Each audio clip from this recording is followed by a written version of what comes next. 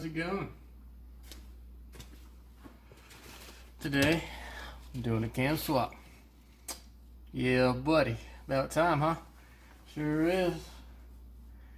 So without further ado, let's roll a clip.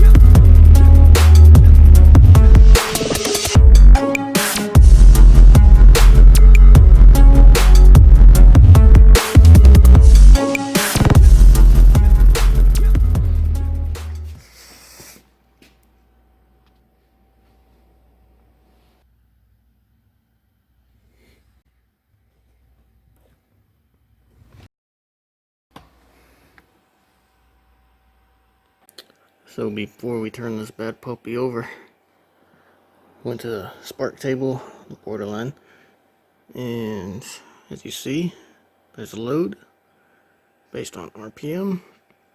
I did a little more stuff, but when I start the car, it usually starts about right here. When it kicks over, it goes down here. So yeah, I played with the timing table a little bit, took some timing out just to start with, you know, to get my basis right. Also went to my scalers and tuning a little for the fuel injectors, the 24-pound fuel injectors, high slope and low slope, those are important, as well as a brake point. And that's a little too low for now to start with, so I'm going to put that about 26. It takes a lot of learning, so I'm not going to explain it here. So what else do I need to do? Another important one is the sensors and the mass airflow transfer sensor.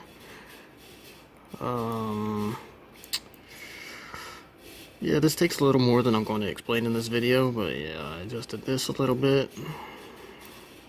So let's turn the key. Let's see how we can get started.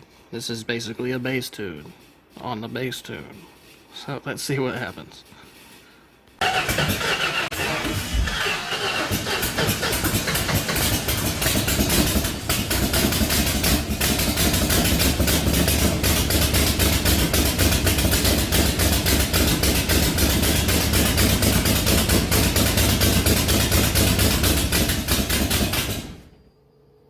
Still need some tuning, but I'm getting closer and closer. Alright dudes, I'm going to end this video right here. Until next time when I get the car tuned and running again, man, this cam is going to be a torque monster. Before the cam swap, I was spinning second gear from a dead stop with no issue at all. But now that I got a bigger cam with 0.20 more lift, that's a considerable amount. So before the cam swap, when I revved up high, I was able to spin third gear from a dead stop. But now, this car is going to be a tire fryer, for real. But man, until next time, peace.